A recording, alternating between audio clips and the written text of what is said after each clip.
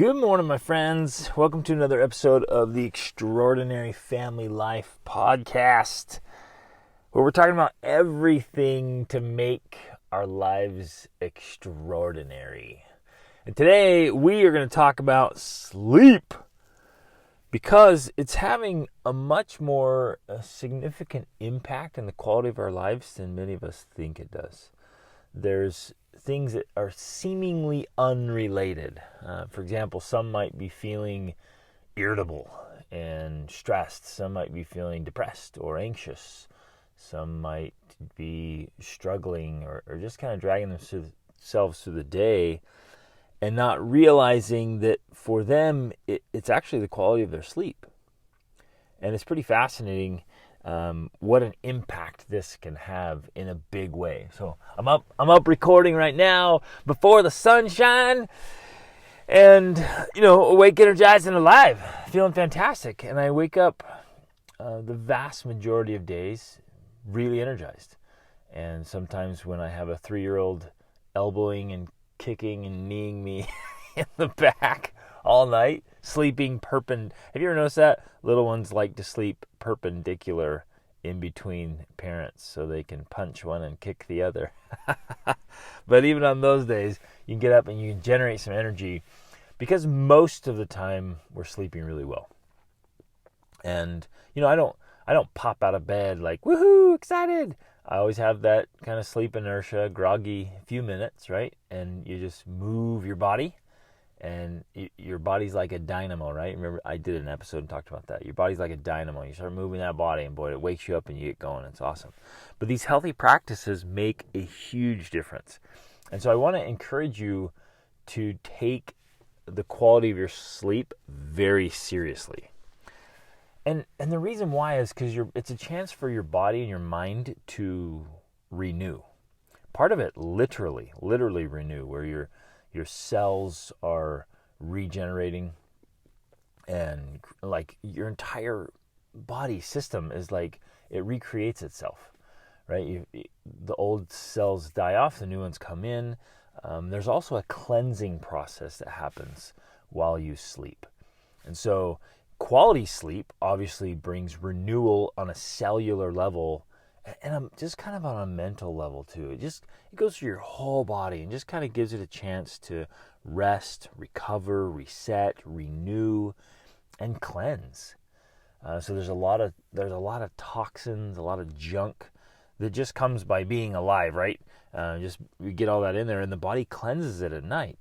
So if we're not getting enough sleep or quality sleep, then can you picture this? Can you sense it? Can you feel it? Like you're waking up not renewed, not re-energized, not cleansed. And we feel the effect. And it starts to show up, and it'll stack, right? So we can do like sleep stacking. And chronic sleep deprivation will stack against you in mental performance. That's a significant one. There's a lot of research on that. That as you are lacking, or your children or whatever, lacking sleep, it starts to show up in academic performance immediately. Even the full grade level drop of performance. And we don't have to compare everything to grade level, right? But it just cognitive performance. Your ability to process information, your ability to retain information, just to have a sharp mind. Have you felt the foggy brain? Some of that's related to the quality of sleep. And I've worked with a lot of people who can fall asleep quickly, but then they're not sleeping well through the night. And for some of you, you may want to try a sleep tracker. I've never used one. I can really tell how well I sleep. But for some of you, you may want to actually track it and see. It was interesting when we my daughter can fall asleep easily. She can just pass out anywhere. But when we threw a tracker on her, because we did the brain scan, right? And she has a very active, this is our daughter that we adopted. And so she genetically inherited a hyperactive basal ganglia. And so the doctor suggested that her sleep quality was not good because, the hyperactive basal ganglia, like your mind sleeps with one eye open, so to speak. It's always kind of just edgy. And so we threw a monitor on her and then we just tracked it for a while. And we're like, whoa, man, she was waking up a lot during the night.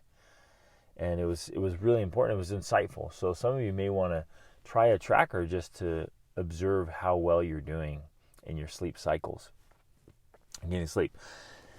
So let's dive in, man. Make this a huge, huge, huge priority. Make sure you're getting good sleep. Now, obviously, when you have little ones, there's going to be interruptions. And when you have family, there's going to be interruption. When you have a spouse, there's going to be interruption. Especially when you have little ones, oh man, are you going to have interruptions, right? And on those times when babies are waking up to nurse or fussing and little kids come in and get sick or disturb you or whatever, just roll with it. Like, I know it can't be perfect, and don't sweat it, don't stress it, don't feel guilty, don't beat yourself up, don't throw a pity party.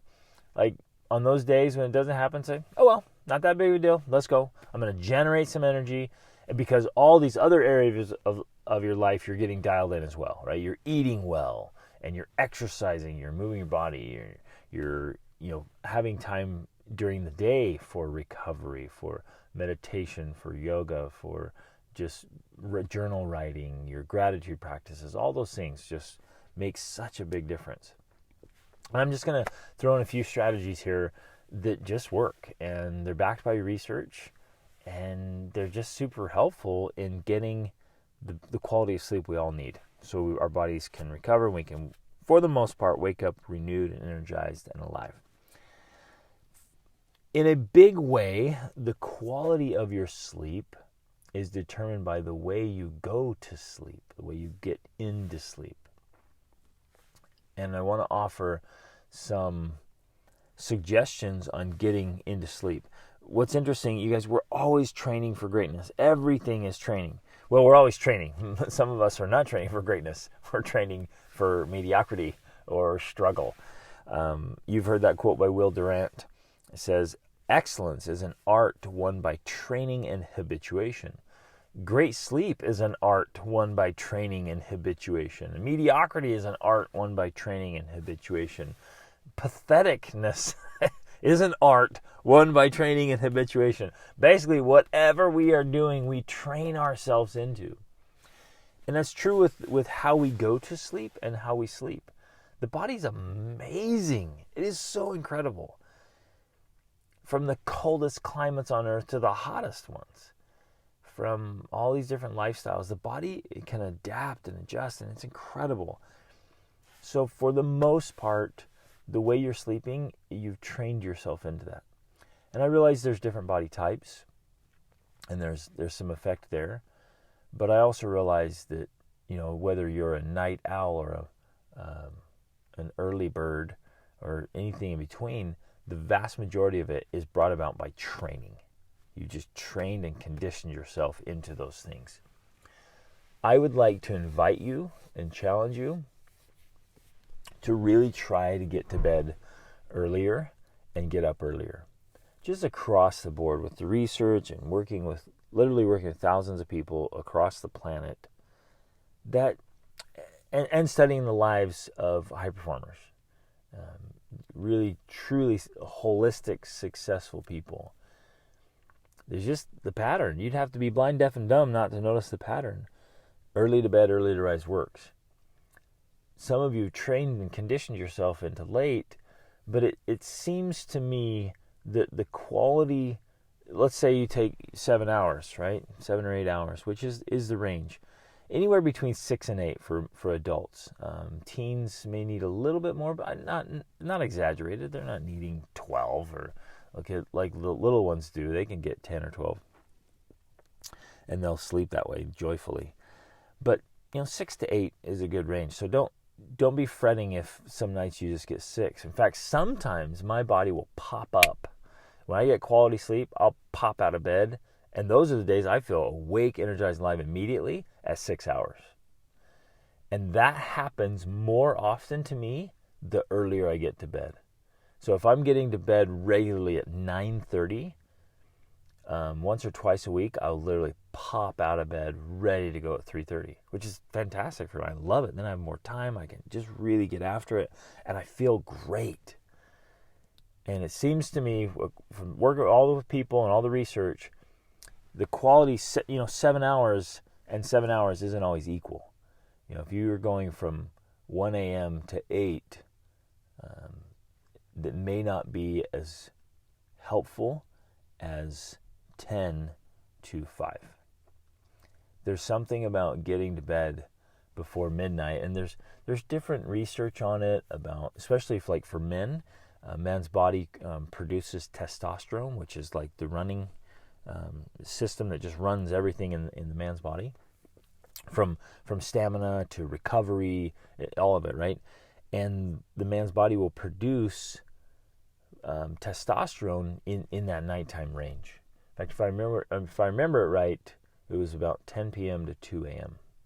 Somewhere in that range is where it's producing testosterone, and there's a lot of great recovery and a lot of great sleep. So it appears that the timing matters, and so I want to invite you. And if you're on a track right now, you've conditioned and trained yourself to midnight, 1 a.m. I know some of you are 2 a.m., 3 a.m. You guys got to get to bed earlier. But if you're consistently there, then just start working your way back in 15-minute increments, even 10-minute increments.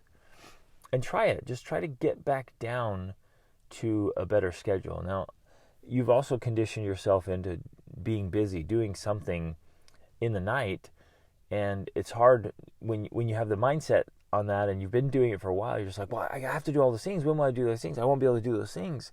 I have to stay up late because I have to do those things. And this comes up all the time in my coaching sessions. They have this list of reasons of why they can't. I'm like, well, you can switch that. You can do those in the morning. You can cut that stuff off. And it's actually, for very often, the things we're doing at night are actually decreasing the quality of our sleep. So I'm going to throw some things out here that, based on research and experience and experiments, that just work. The first one's food. Stop eating 3 to 4 hours before bed. And so have dinner. If you can have dinner around 5 or 6 and that's it, oh baby, that is good. Good. You want to have more of an empty tank when you're going into bed. And it's interesting how many of us have huge dinners and then still snack and are eating all the way up to bedtime.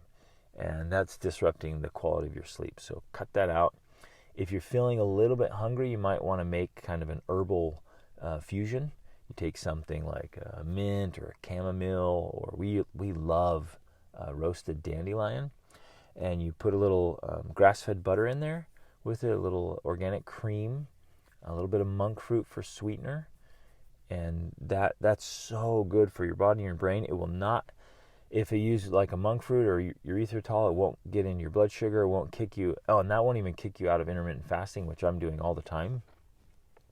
And it's good for the brain because of the healthy fats, and it kind of satiates any hunger, but it doesn't do anything. So it's really, really good. So if you're kind of feeling hungry, and you can just do a little bit of that before bed, and again, kind of do warm in the evening, warm and cozy, low lights, holding a warm cup of something, and no caffeine, no caffeine, you guys.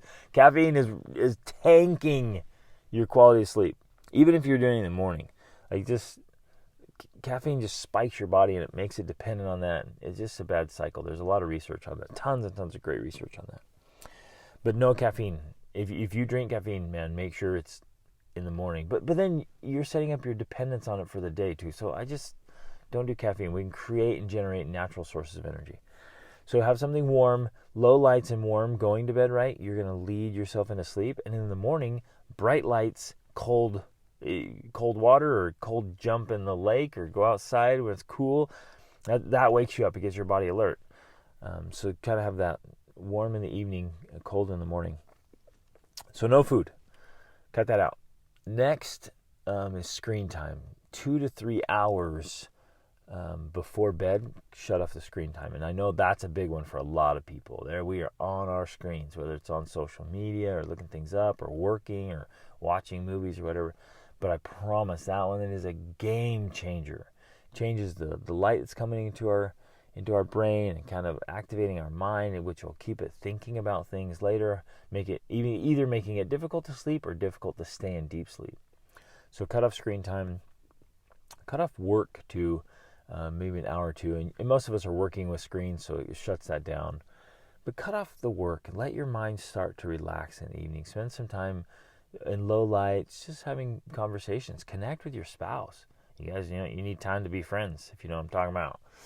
And you need time to connect with the kids, and do little, again, like an ideal situation is you're kind of in a living room with just some lamps on, some lower light, having some conversations, playing kind of low-key little card games with the kids or something, or drawing or puzzles, or listening to stories or audiobooks, or reading a good book before bed. Man, that's just really great, slow down times that make a big difference, and they're super powerful. So set up those conditions. Oh, here's another one that they found research: gratitude practice.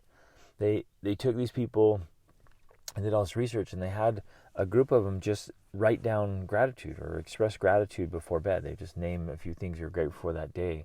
And it was fascinating how much that affected their quality of sleep.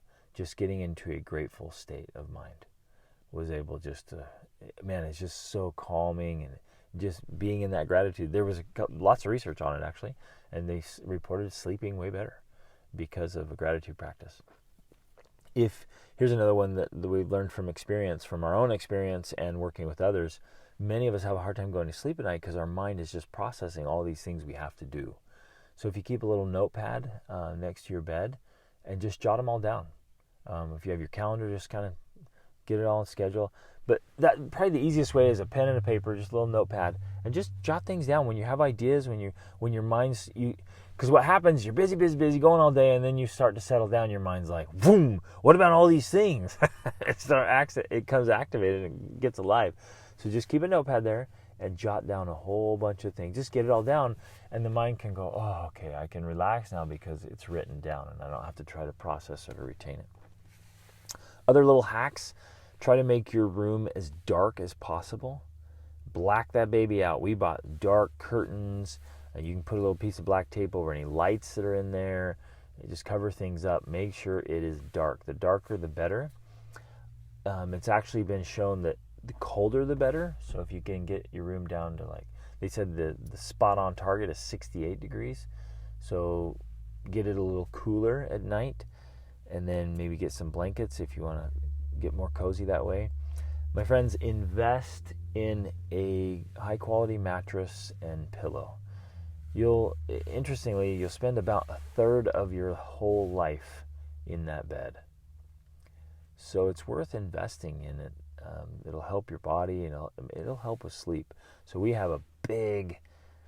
bought a good mattress, and then Rachel and I, we like it crazy soft. So we put a memory foam mattress on top of our soft mattress. Oh man, that's good. And then get a really good pillow. It's really comfortable. And just kind of get that dialed in there. And then, my friends, just, man, get the habit. Oh, try to have a set time. If you can be more consistent at a set time. So if you shoot for a target range, let's say you shoot for 10 o'clock, I would say an ideal that you're kind of shooting for as often as you can is a maybe a 10 to 5. That's just a great range right there. And it gives you time to start your day with power. And the more often you start your day with movement and get exercising and getting your heart rate up and your breathing rate up, and you start your day with motivation and inspiration, your days are going to go better. And the way to effectively and consistently and sustainably have a great morning routine is to have a great evening routine. Most people struggle to get up in the morning because their nighttime system is sabotaging their morning success.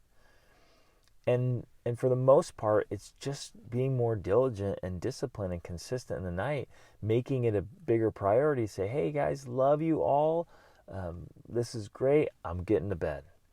and be willing to gently and lovingly say no more often. Say, hey, my morning routines are so important to me, and I want to be the best person I can. I want to be the best spouse and the best parent and the best worker I can. So I got to get up and start my day right. In order to start my day right, I got to get to bed.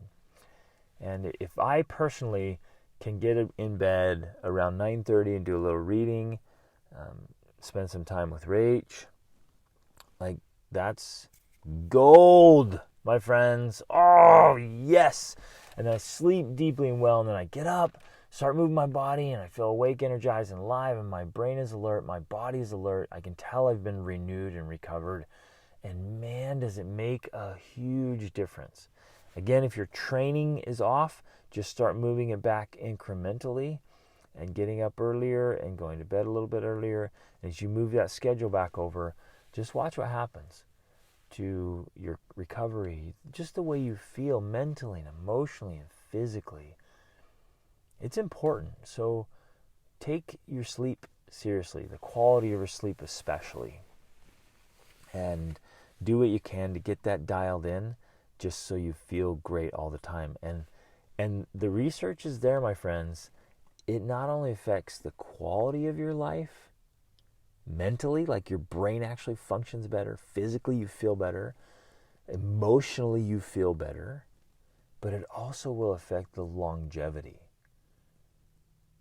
Because poor sleep habits consistently stacked on top of each other actually adds to aging and infirmity and illness and disease.